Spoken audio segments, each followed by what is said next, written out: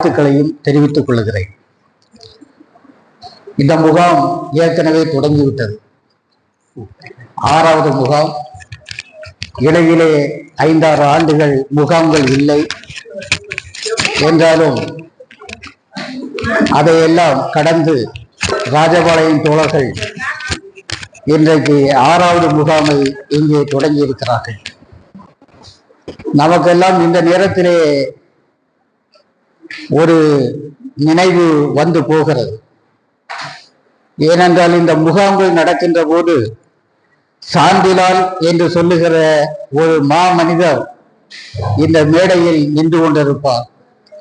ராஜபாளையம் தோழர்களுக்கு ஒரு சகோதரனாக, ஒரு தோழனாக, ஒரு தகப்பனாக இருந்தவர் சாந்திலால். அவருடைய அகால மறைவு என்பது ராஜபாளையம் கலை இலக்கிய பெருமன்றத்திற்கு மட்டுமல்ல, தமிழகம் முழுவதும் பாதிப்புகளை ஏற்படுத்திய ஒன்று. ஆனால் இன்றைக்கு இந்த அரங்கத்திலே மதிப்புக்குரிய மருத்துவர் கணேசன் அவர்களை பார்க்கிறேன்.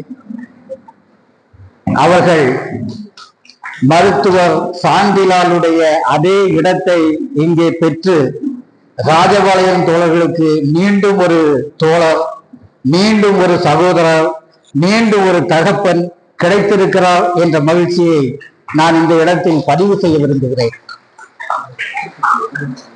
எனவே மகிழ்ச்சியான ஒன்று மட்டுமல்ல, இன்றைக்கு எதிர்பாராத வகையில் தோழர் வீரபாண்டியன் இங்கே வந்திருந்து 2 வார்த்தைகள் என்று சொன்னாலும் கூட கலை இலக்கிய பெருமன்ற நிகழ்வில் அவர் இப்போதுதான் மாநில செயலாளராக பொறுப்பேற்ற பிறகு இன்றுதான் வந்து பங்கேற்றிருக்கிறார்.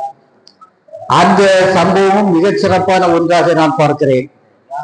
அதை எப்படி பார்க்கிறேன் என்று சொன்னால், பொதுவாக கம்யூனிஸ்ட் கட்சிகளில் மாநில செயலாளரை தேர்ந்தெடுப்பது என்பது மாநில மாநாடுகளில் தேர்ந்தெடுக்கப்பட்ட மாநில குழு மாநில செயலாளரை தேர்ந்தெடுக்கும், அறிவிக்கும். ஆனால் இந்த ஆண்டு சேலத்தில் நடைபெற்ற மாநாட்டில் மாநில செயலாளரை தேர்வு செய்ய முடியாத ஒரு சூழல் ஏற்பட்டது. மீண்டும் கூடிய ஒரு மாநில குழுதான் அவரை தலைவராக செயலாளராக தேர்ந்தெடுப்பது. ஆனால் இதில் நான் என்ன புதுமையை பார்க்கிறேன் என்று சொன்னால், கட்சியினுடைய மாநில மாநாடு அல்லது மாநில குழு கூட்டத்தில் தேர்ந்தெடுக்கப்பட வேண்டிய ஒரு தலைவரை இந்த முறை தமிழ்நாட்டினுடைய இளைஞர்கள் தேர்ந்தெடுத்தார்கள் என்பதை நான் சொல்ல விரும்புகிறேன். கட்சிக்கு என்று ஒரு கட்டுப்பாடு உண்டு. அந்த கட்டுப்பாடுகளை எல்லாம் மீறி கட்சிக்கு வெளியே இருந்து கொண்டு சமூக ஊடகங்களில் நம்முடைய தோழர்கள் வீரபாண்டியன் தான் மாநில செயலாளராக வர வேண்டும் என்ற ஒரு குரலை பறக்க எழுப்பினார்கள். அப்படி மக்களின் இளைஞர்களின் ஒரு தலைவராக நிற்கின்ற வீரபாண்டியன் தோழர் இங்கே வந்திருந்து பேசினார். அவர் பொறுப்பேற்ற உடனேயே அவர் அதிர்வுகளை உருவாக்க தொடங்கிவிட்டார். பார்த்திருப்பீர்கள், தமிழ்நாட்டு அரசியலில் அவர் அதிர்வுகளை உருவாக்க தொடங்கிவிட்டார். ஏனென்றால் அவருடைய 40 ஆண்டு கால வாழ்க்கையில், அரசியல் வாழ்க்கையில் தொடர்ச்சியாக ஒரு போராளியாகவே வாழ்ந்து வந்திருக்கக்கூடியவர், மிகச்சிறந்த சிந்தனையாளர், மார்க்சிய சிந்தனையாளர். அவர் இன்றைக்கு வந்திருந்து இந்த முகாமை வாழ்த்து சென்றது என்பது இந்த முகாமுக்கு கிடைத்த ஒரு வெகுமதியாக நான் கருதுகிறேன். அதுபோல இந்த மேடையிலே தன்னுடைய 80வது வயதில் வந்து இருக்கக்கூடிய நம்முடைய பெருமைக்குரிய அன்புக்குரிய தோழர் வண்ணதாசன் அவர்கள். வண்ணதாசன் என்று சொல்லுகிற போது தமிழ்நாட்டில் தன்னுடைய கவிதையாலும் தன்னுடைய சிறுகதையாலும் தமிழ் மக்களுடைய மனங்களை ஆண்டு கொண்டிருப்பவர். அதனாலேயே அவர் சாகித்ய அகாடமியினுடைய விருதையும் பெற்று இன்று தமிழ்நாட்டினுடைய ஒரு பண்பாட்டு தலைவராக மாறி நிற்கிறார் என்று சொன்னால், இந்த இடத்திலே தீக்காசியை சொல்லாமல் நம்மால் போக முடியாது.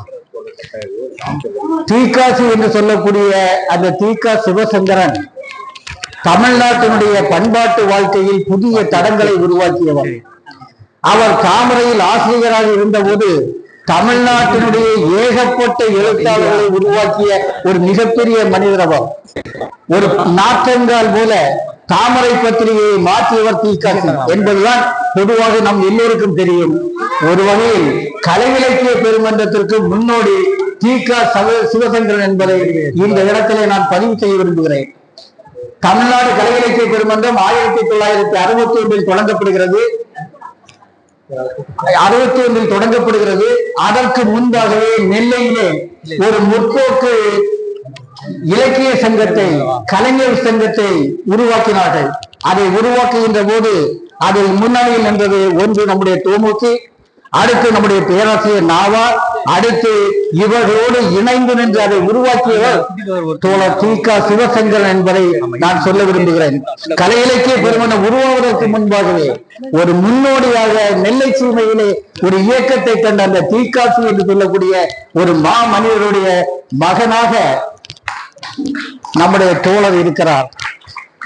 அந்த பாரம்பரியத்தை, அந்த சிறப்பை தன்னுடைய எழுத்துக்களில் கொண்டு வந்து கொண்டிருக்கிறார். சின்ன சின்ன அசைவுகளில் மிகப்பெரிய இலக்கியத்தை படைக்கலாம் என்று தமிழ்நாட்டுக்கு அன்றும் இன்றும் அவர் சொல்லிக் கொண்டே இருக்கிறார். அப்படிப்பட்ட ஒரு ஆளுமை இந்த மேடையிலே நம்மோடு இருக்கிறார்கள். அதே போல அருமை தோழர் சிறுங்கை செய்திகள் இப்போது கலை இலக்கிய பெருமன்றத்தினுடைய முக்கியமான நடவடிக்கைகள் நிகழ்வு நடக்கின்ற போதெல்லாம் சிறுங்கை சேதுபதி அவர்களையும் பார்க்கலாம். பாரதி ஆய்வாளராக தமிழ்நாட்டில் முற்போக்கு சிந்தனையாக விளங்கக்கூடிய அவர் இந்த மேடையிலே இருக்கிறார். அதே போல ஆனந்தகுமார் காந்தி கிராமம் பல்கலைக்கழகத்தினுடைய பேராசிரியர், நம்முடைய கலை இலக்கிய பெருமன்றத்தினுடைய முன்னணி தலைவர்கள் ஒருவர். இன்றைக்கு தமிழ்நாட்டில் நிலவக்கூடிய கலை இலக்கிய அரசியல் கோட்பாடுகளை எல்லாம் அவர் தன்னுடைய விரல் நுனியில் வைத்துக் கொண்டு பேசக்கூடிய ஆற்றல் படைத்த அருமையான தோழர். இந்த கிளையினுடைய தலைவி இல்லையா, கௌரவ தலைவர், என்ன கௌரவ தலைவர், என்ன மணிப்பூர் தலைவர், இப்ப என்னெல்லாம் பேர் வரும். நான் தலைவர் என்று ஒரு வார்த்தை சொன்னேன், ஆனால் பல பெயர்கள். அவர்கள் பீமராஜா இங்கே இருக்கிறார்கள். அதே போல ராஜபாளையம் கலை இலக்கிய பெருமன்றத்தை இயக்கி கொண்டிருக்கக்கூடிய என்னுடைய அருமை தம்பி கவிஞர் கண்மணி ராசா. அதுபோல இந்த மேடையில நிறைய தோழர்கள் இருக்கிறார்கள். கவிஞர் யவனிகா ஸ்ரீராம், அதே போல நம்முடைய மதிப்புக்குரிய பெரியவர் ஜேஸ்ராஜ், கமலாம்மா என்று சொல்லி நிறைய தோழமைகள் ஆளுமைகள் இருக்கக்கூடிய இந்த அவை என்பது இந்த முகாமுடைய ஒரு சிறப்பாக இருக்கிறது. கவிதையை பற்றிய முகாமாக இருக்கிறது. 5 முகாம்களை பண்பாட்டு முகாம்களாக நடத்திய ராஜபாளையம் கலை இலக்கிய பெருமன்றம் இப்போது ஒரு புதிய பணியை கவிதை பயிலரங்கம் என்று எடுத்திருக்கிறது. ராஜபாளையம் என்பது என்னை பொறுத்தளவில் எப்போதுமே ஒரு தனித்துவமான ஒரு இடம். விருதுநகர் மாவட்டத்தில் ஒரு நகரமாக இருந்த போதிலும் கூட இந்த நகரம் என்பது தமிழ்நாட்டிற்கே வழிகாட்டக்கூடிய தன்மை உள்ள ஒரு நகரமாக நான் பார்க்கிறேன். அந்த மாதிரிப்பட்ட உள்ளாற்றல்களை கொண்ட ஒரு நகரமாக இந்த நகரத்தை பார்க்கிறேன். எனவே இந்த ராஜபாளையம் தோழர்கள், இங்கே தமிழ்நாடு முழுவதும் வந்து கலந்து கொண்டிருக்கக்கூடிய அன்பான தோழர்கள் எல்லோருக்கும் மீண்டும் கலை இலக்கிய பெருமன்றத்தின் சார்பில் அன்பான வரவேற்புகளை தெரிவித்துக் கொண்டு ஒரு 2 வார்த்தைகள் மட்டும் சொல்ல விரும்புகிறேன். கவிதை என்று சொல்லுகிற போது எது கவிதை என்ற கேள்வி வருகிற போது, கவிதை என்பது மனிதனுக்காக இருக்க வேண்டும், மக்களுக்காக இருக்க வேண்டும் என்றெல்லாம் நாம் பொதுவாக பேசி செல்லுவோம். எனக்கு நம்முடைய தமிழகத்தினுடைய தென்கோடி முனையில் தோன்றிய வைகுண்ட சாமி எனக்கு எப்போதும் நினைவுக்கு வருவார். அகிலத்திரட்டு என்று ஒரு மிகப்பெரிய படைப்பு, அவருடைய சிந்தனைகளை சொல்லக்கூடிய படைப்பு இருக்கிறது. அது அவர் சொல்லக்கூடிய ஒரு வார்த்தை என்பது மந்திர சொல்லாக எனக்கு இருக்கிறது. எல்லா இடங்களிலும் நான் அதை சொல்லுகிறேன். ஏனென்றால் அது நமக்கான வழிகாட்டுதலை, நமக்கான ஒரு அடிப்படையை தருகிறது. மிகப்பெரிய கவிதைகளுக்கெல்லாம் சமமான ஒரு வார்த்தையை அவர் சொல்லிவிட்டு போயிருக்கிறார். தாழ கிடப்பாரை தற்காப்பதே தர்மம். இந்த நாட்டிலே தர்மம் என்பது மேல் ஜாதிக்கு ஒரு தர்மமும், கீழ் ஜாதிக்கு ஒரு தர்மமும், ஆணுக்கு ஒரு தர்மமும், பெண்ணுக்கு ஒரு தர்மமும் என்று இருக்கக்கூடிய இந்த நாட்டில் அந்த மாமனிதன் சொல்லி சென்றான், தாழ கிடப்பாரை தற்காப்பதே தர்மம் என்று சொல்லி. அதே போல இன்னொரு மகான் நாராயணகுரு, அவனும் ஒரு வார்த்தையை சொல்ல நிறைய சொல்லி இருக்கிறார். அவர் அதில் அவர் சொல்லிய வார்த்தைகளில் மிக முக்கியமான வார்த்தையாக நான் கருதுவது, மதம் எந்தாயாலும் மனுஷன் நன்னாயால் மதி என்ற ஒரு வார்த்தையை சொல்லுவார். மதம் எதுவாக இருந்தாலும் மனிதன் நன்றாக இருக்க வேண்டும் என்று சொல்லுவார். நீங்கள் 2 வார்த்தைகளையும் இந்த இந்திய சூழலுக்கு, தமிழ் சூழலுக்கு, இன்றைக்கு இருக்கக்கூடிய நிலவரங்களுக்கு நீங்கள் பொருத்தி பாருங்கள்.